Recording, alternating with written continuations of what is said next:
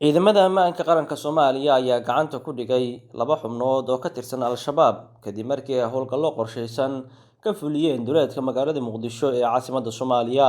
Hay-adda Nabad Sugidda iyo Sirdoonka Qaranka Soomaaliya ee NISA ayaa boggeeda Twitter-ka ku sheegtay inay soo qabteen laba shabaab ah iyo hubkooda xilli ay sheegeen inay qorsheynayeen dilal qorsheysan.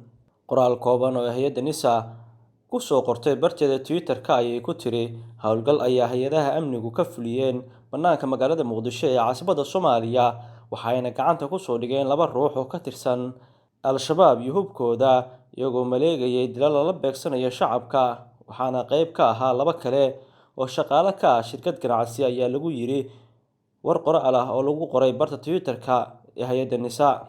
Ciidanka dowladda ayaa maalmahan waday howlgallo qorsheysan oo ay ka sameynayaan qaybo ka mid ah magaalada Muqdisho ee caasimadda Soomaaliya iyo qaar ka mid ah gobollada dalka. Axmed Jaamicil Maxamed Caano, Somali Cable TV, Muqdisho.